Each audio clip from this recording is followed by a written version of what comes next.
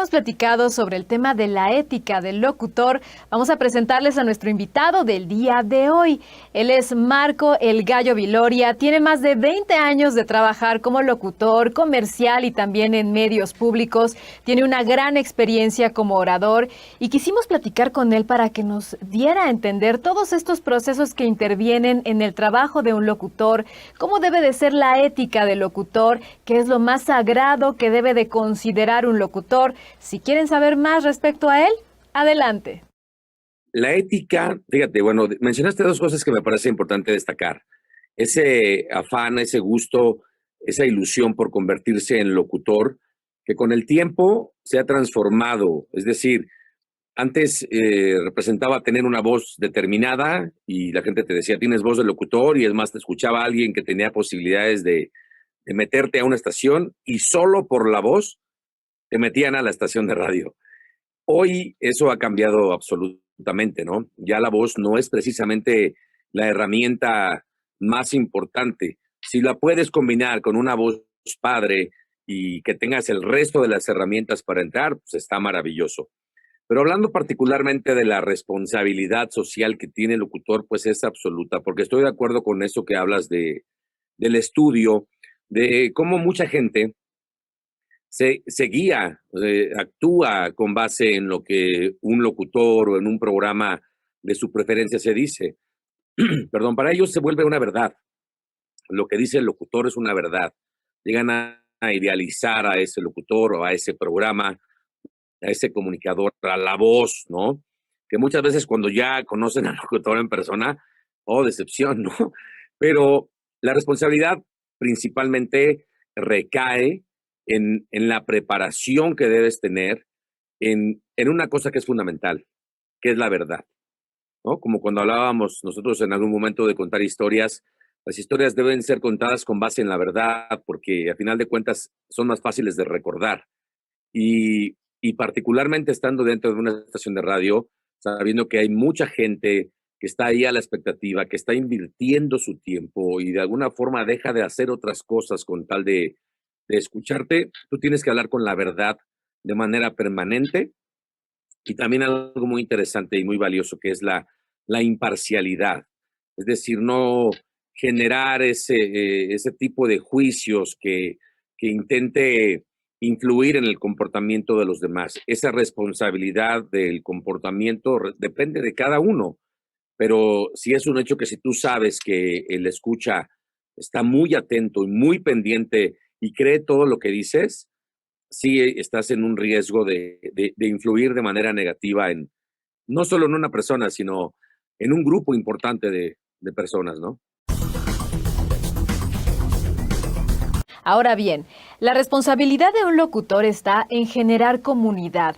El locutor es el lazo entre el medio público y las audiencias. ¿Cómo hace para fortalecer esta comunidad? ¿Cómo hace para acercarnos unas y unos y sobre todo, pues hacer que esta comunidad de audiencias pueda fortalecerse?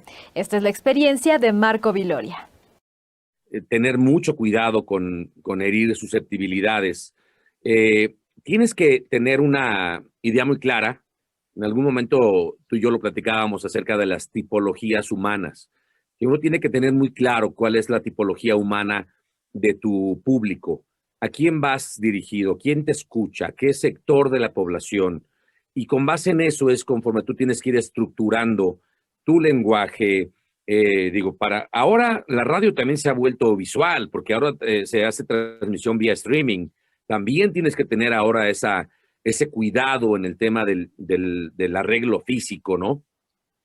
Pero mi relación y lo que me ha funcionado maravillosamente con el público desde hace 20 años, tenía un programa por las noches donde yo era el reportero que andaba por la calle entrevistando a la gente que vivía de noche. Mi trabajo consistía, vamos con el gallo a ver dónde está, en qué parte de la ciudad y con quién está.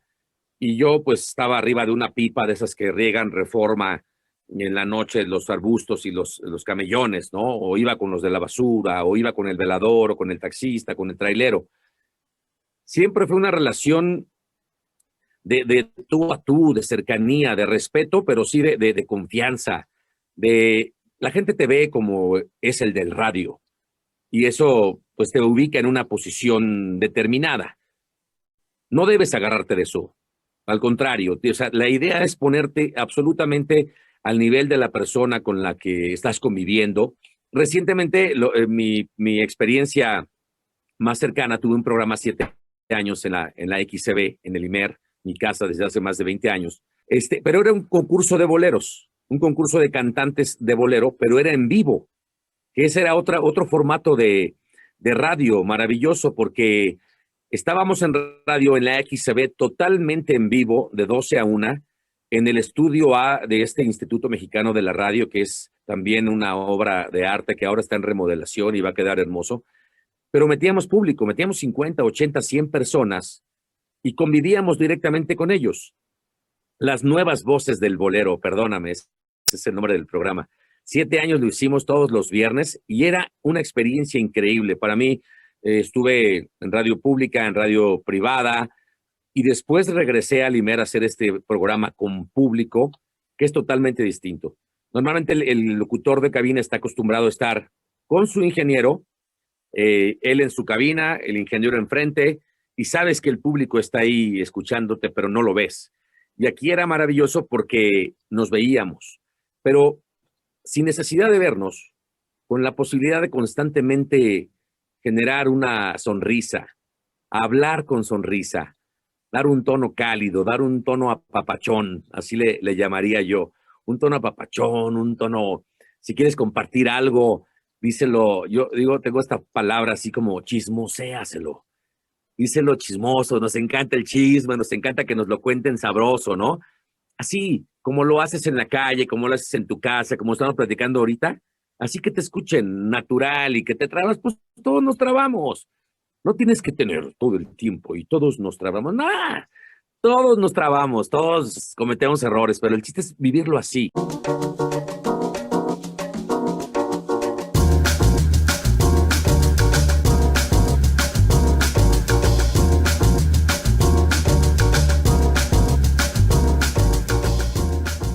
Hoy, en la medida en la que seas más natural, más sonriente, más ameno, más tú, que tengas un estilo propio, despatarrado. Hoy por hoy, si escuchamos o nos remitimos a voces, no sé, con mucho cariño y respeto a nuestra admirada Fernanda Tapia, ¿no? Fer, ¿cómo habla? No le importa la voz cuidada, la voz limpiecita, o ella se ríe, jajaja. No hay una forma, y eso le encanta ahora a la gente, escucharnos naturales, normales, con un lenguaje, si bien dentro de este tema del que se habla de ética y de comportamiento, que tiene que ver con el manejo del lenguaje, yo a mis 50 años, pues sigo siendo un purista de eso, es decir, aguas con las groserías, aguas con el doble sentido, y hoy más que nunca que estás en el ojo del huracán, ¿no? Hoy cualquier red te balconea y si dijiste un comentario que a lo mejor no querías decir, simplemente no supiste explicarlo y ya lo entienden como un acto de discriminación, un acto de, pues sí, que maltrataste a algún sector o hablaste mal de alguien, hoy más que nunca hay que tener cuidado.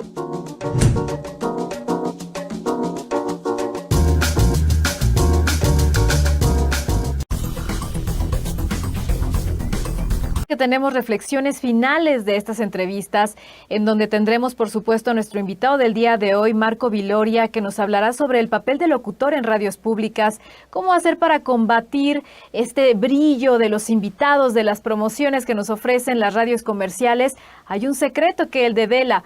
Por supuesto, también tenemos la reflexión de uno de nuestros grandes invitados, Benito Taibo, que nos acompañó en días anteriores, quien nos habla de su experiencia como locutor y, por supuesto, de estas maravillosas ocasiones que tuvo al poder compartir con las audiencias. Y tenemos también la experiencia de Gabriel Sosa Plata, director general de Radio Educación, quien nos hace ver a nuestro pasado, al pasado de quienes estudiamos la carrera de comunicación, cómo debemos vernos, y por supuesto también da una reflexión a las nuevas generaciones para siempre respetar el micrófono. Vamos a escucharlos.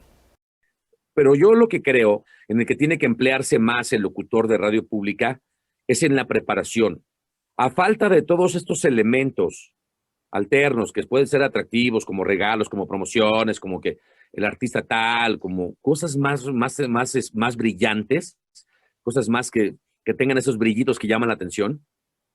El locutor de radio pública debe basarse principalmente en su contenido, en el manejo del lenguaje, en la información, en la cultura general, lo más amplia posible y sobre todo en la sensibilidad, en el conocimiento de su público y en una manera real. Ahí sí depende absolutamente de ti como locutor, de volverte empático con tu público, que te vuelvas su cuate, que te vuelvas su amigo, que te pongas con ellos en sus zapatos. La radio pública sí nos exige un poquito más ante estas circunstancias, pero yo no lo diría como una dificultad, sino como un reto y una meta que alcanzar.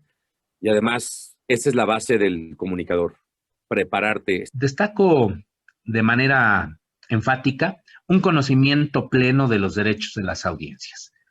Ahí hay que acercarse pues a la ley.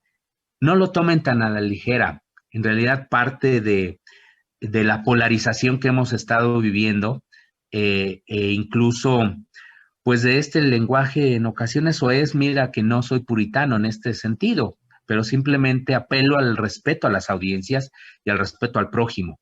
Creo que eso es lo que uno busca también desde los medios públicos, una convivencia. Y apelo evidentemente a la ética.